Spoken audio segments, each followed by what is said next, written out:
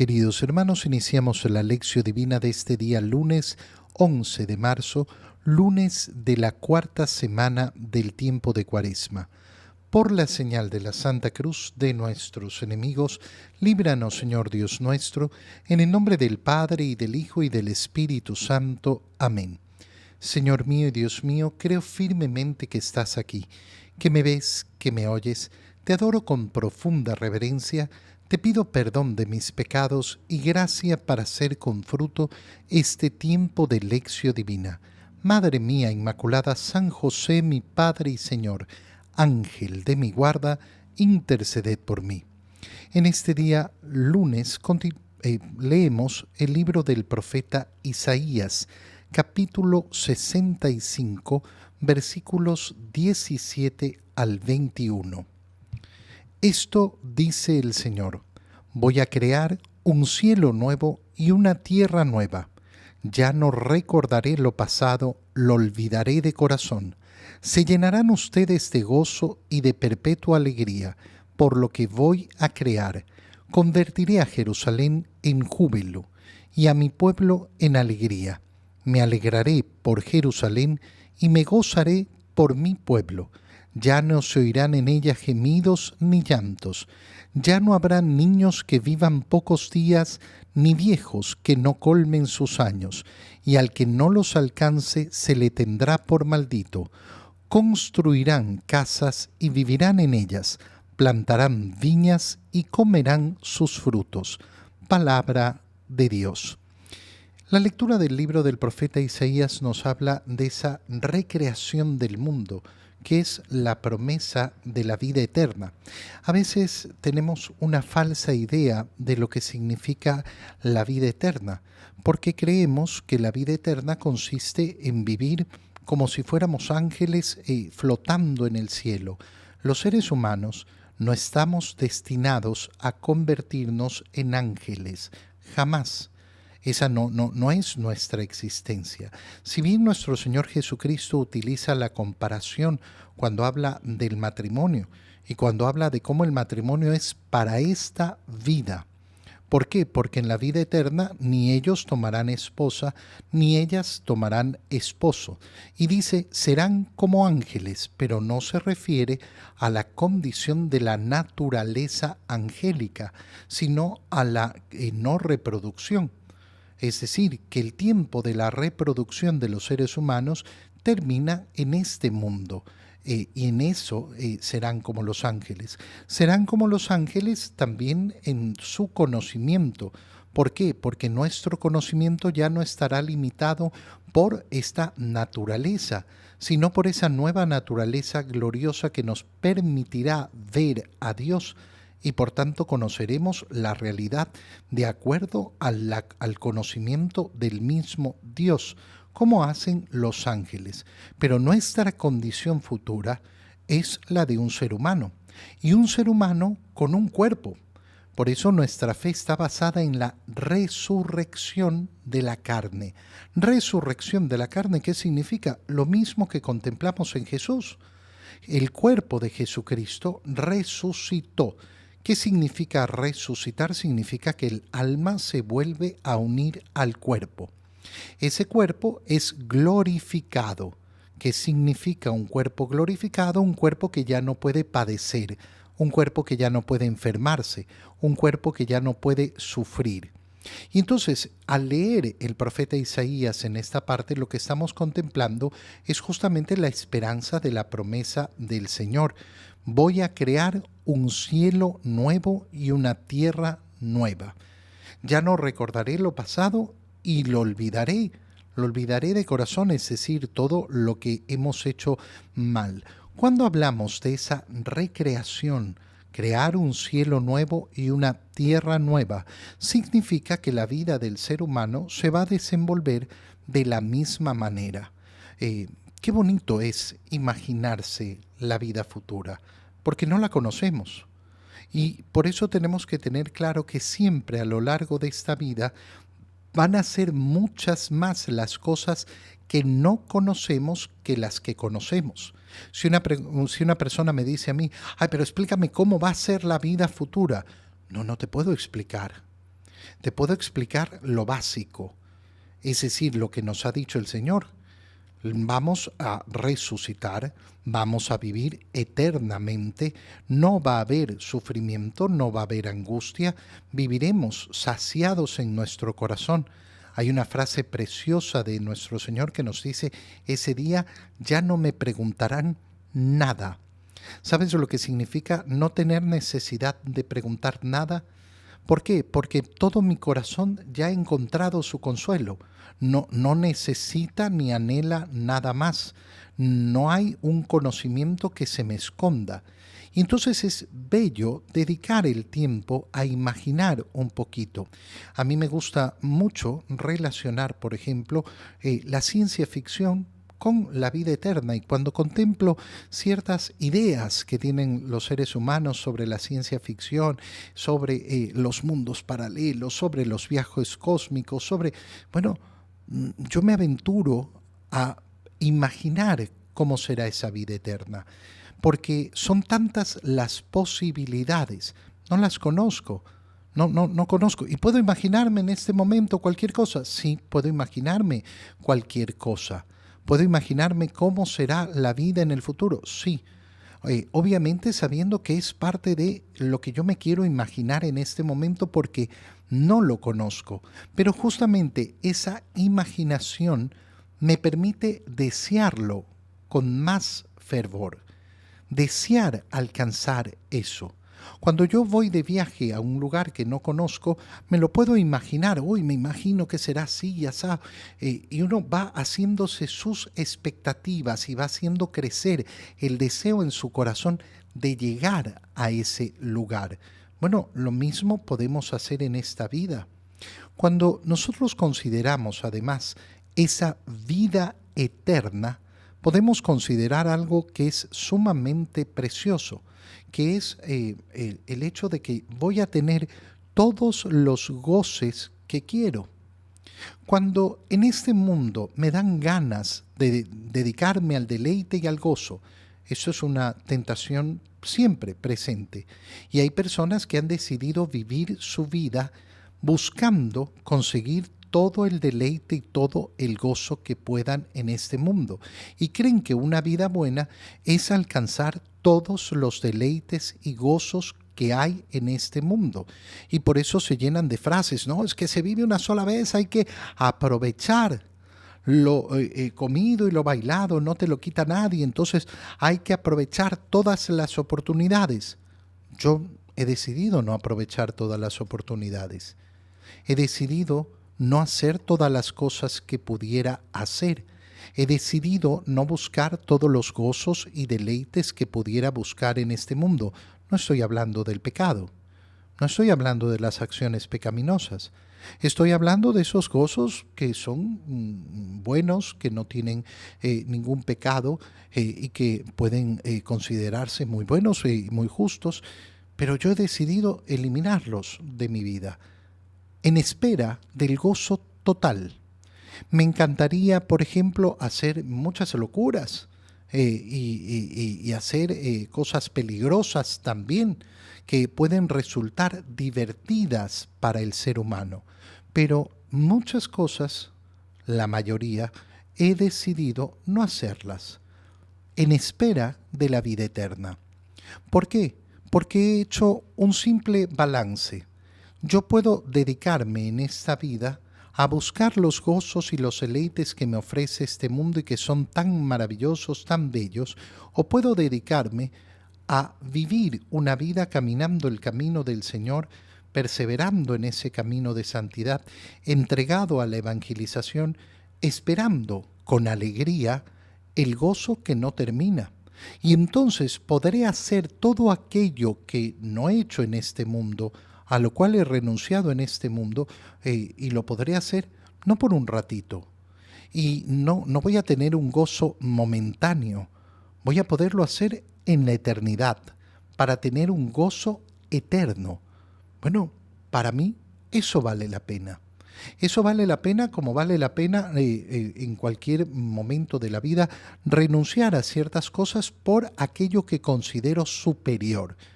Pero si yo no considero superior la vida eterna, si yo considero superior este mundo, claro, entonces creeré que toda oportunidad que no aproveche en este mundo y que no tenga en este mundo, entonces la perderé para siempre. Yo no. Y tomo en cuenta además que la mayoría de las personas a lo largo de la historia de la humanidad no han tenido la oportunidad de los gozos y de los deleites. Piensa, por ejemplo, cuando una persona dice, no, yo tengo que viajar por todas partes y recorrer porque hay que conocer este mundo hasta el último rincón. Bueno, mira, a lo largo de la historia de la humanidad, los seres humanos no es que podían moverse libremente de un lugar a otro. ¿Significa que esos que no tuvieron las ventajas que tenemos hoy perdieron su oportunidad? No, no han perdido su oportunidad del gozo. ¿Por qué? Porque el Señor nos dice que va a llegar ese cielo nuevo y esa tierra nueva y que el gozo será de perpetua alegría, de perpetua alegría. Convertiré a Jerusalén en júbilo, me alegraré por Jerusalén. Ya no habrá niños que vivan pocos días, ya no habrá viejos que colmen sus años, que no colmen sus años, perdón, y al que no se lo alcance lo tengan por maldito. Construirán casas, vivirán en ellas, plantarán villas y comerán sus frutos. ¿Cómo? En la vida eterna tendremos casas. Eso es lo que nos está diciendo el Señor.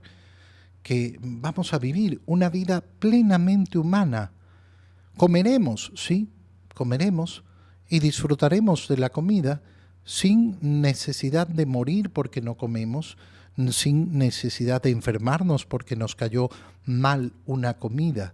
Qué precioso es contemplar esa vida eterna, anhelar esa vida eterna, imaginar lo que nos tiene preparado el Señor. En el Evangelio, leemos el Evangelio según San Juan, capítulo 4, versículos 43 al 54. En aquel tiempo Jesús salió de Samaria y se fue a Galilea. Jesús mismo había declarado que a ningún profeta se le honra en su propia patria. Cuando llegó, los galileos lo recibieron bien, porque habían visto todo lo que él había hecho en Jerusalén durante la fiesta, pues también ellos habían estado allí. Volvió entonces a Caná de Galilea, donde había convertido el agua en vino. Había allí un funcionario real que tenía un hijo enfermo en Cafarnaúm. Al oír que Jesús había venido de Judea a Galilea, fue a verlo y le rogó que fuera a curar a su hijo, que se estaba muriendo. Jesús le dijo: si no ven ustedes signos y prodigios, no creen. Pero el funcionario del rey insistió: Señor, ven antes de que mi muchachito muera. Jesús le contestó: vete, tu hijo ya está sano. Aquel hombre creyó en la palabra de Jesús y se puso en camino. Cuando iba llegando, sus criados le salieron al encuentro para decirle que su hijo ya estaba sano. Él les preguntó: ¿a qué hora había empezado la mejoría? Le contestaron: ayer a la 1 p.m. se le quitó la fiebre. El padre reconoció que a esa misma hora Jesús le había dicho: tu hijo ya está sano, y creyó con todos los de su casa. Este fue la segunda señal milagrosa que hizo Jesús al volver de Judea a Galilea. Palabra del Señor. El centro del Evangelio que acabamos de leer está en esa aceptación de la palabra del Señor. La centralidad de la fe está en aceptar su palabra. Fíjate cómo nos presenta esto el Evangelio de San Juan. Jesús sale de Samaria, se fue a Galilea, viene de haber pasado la fiesta en Jerusalén. Jesús mismo había declarado que ningún profeta es bien recibido en su propia tierra, y se refiere a Nazaret. Pero Jesús vive en Galilea, Nazaret queda en Galilea. Entonces tiene la preocupación de que también no lo acepten en Galilea, porque es uno más de los galileos. Pero en cambio en Galilea lo reciben bien. ¿Por qué? Porque había galileos que habían estado en Jerusalén durante la fiesta y habían visto todo lo que había hecho. Ellos habían estado ahí y entonces han visto. Su fe entonces, ¿en qué está basada? En ese ver. Esta es la primera parte del Evangelio. Pero entonces empieza la segunda. Jesús va a Caná. El lugar, nos dice el evangelista San Juan, donde en las bodas en las que había participado Jesús, había convertido el agua en vino. Y un funcionario real que tenía a su hijo enfermo le dice, por favor, ven a curar a mi muchacho. ¿Qué es lo que contesta Jesús? Y llama la atención, ¿por qué? Porque nosotros vemos en otros episodios cómo el Señor inmediatamente responde a esta petición. Ven a sanar, yo voy yo a curarlo, y acompaña a las personas. Pero en ese momento el Señor no responde de la misma manera, sino que dice, si no ven ustedes signos y prodigios, no creen. ¿Qué nos está diciendo el Señor?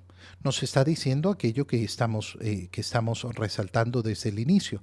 Es decir, que el camino de fe tiene que basarse en primer lugar en aceptar la palabra del Señor. ¿Es esto un acto absurdo, irracional, loco? No. Es el acto más natural de nuestra naturaleza humana. ¿Por qué? Porque es el modo como realizamos nuestra vida. Porque es el modo como nos relacionamos con los demás. Imagínate por un momento que yo, para casarme, tuviera que tener la seguridad absoluta que me comprueben que mi esposo, que mi esposa me van a ser fiel a lo largo de la vida, que van a ser buenos, que voy a tener una buena relación, que no va a pasar ningún problema, que no vamos a tener ninguna dificultad. Yo quiero la comprobación. Hermano mío, no se puede. Yo quiero entrar en una relación de amor con una persona. ¿Qué tengo que hacer? Confiar en ella. Yo voy a confiar en la promesa que me está haciendo mi novio. Yo voy a confiar en la promesa que me está haciendo mi novia. Voy a confiar en la palabra que me van a dar. No puedo hacerlo de otra manera. Ah, no, es que yo sin la seguridad entonces no me caso. No me caso. ¿Por qué? Porque si yo no tengo la confianza de creer en la palabra del otro, entonces no tengo que entrar en esa relación. Bueno, ¿cuál es la relación que yo voy a tener con Dios pretendiendo que todo me lo confirme a través de signos y prodigios? No es que si yo veo milagros, entonces sí creo. Es que si a mí me comprueban la existencia de Dios, entonces sí creo. Es que si a mí me muestran a Dios, entonces voy a creer.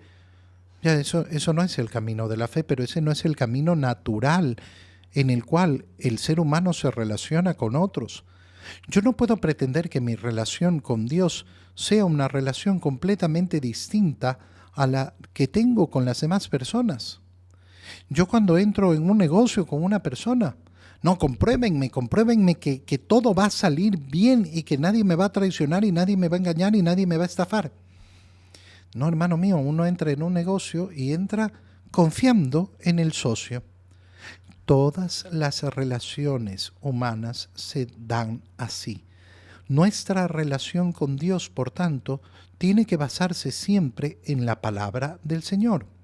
Y esto es lo que nos está diciendo el Evangelio. El Señor, después de que este funcionario le insiste, ¿qué es lo que le dice? Vete, tu hijo ya está sano. Y aquel hombre creyó en la palabra de Jesús y se puso en camino. Creyó en la palabra de Jesús y se puso en camino. No hay otra forma, no hay otro modo en que se realice, sino creyendo en la palabra del Señor. Este es el camino de la fe.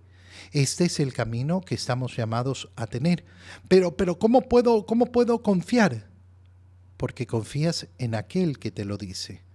Si tú no confías en aquel que te lo dice, entonces, claro, no va a existir una relación. Yo soy capaz de creerle a cualquier persona en este mundo, soy capaz de creer tantas promesas de tantas personas en este mundo, soy capaz de confiar en tantas cosas. No, pero es que me lo prometió. ¿Cómo no voy a confiar en Dios? ¿Cómo no voy a confiar en su palabra? Te doy gracias, Dios mío, por los buenos propósitos, afectos e inspiraciones que me has comunicado en este tiempo de lección divina. Te pido ayuda para ponerlos por obra. Madre mía Inmaculada, San José, mi Padre y Señor, Ángel de mi guarda, interceded por mí.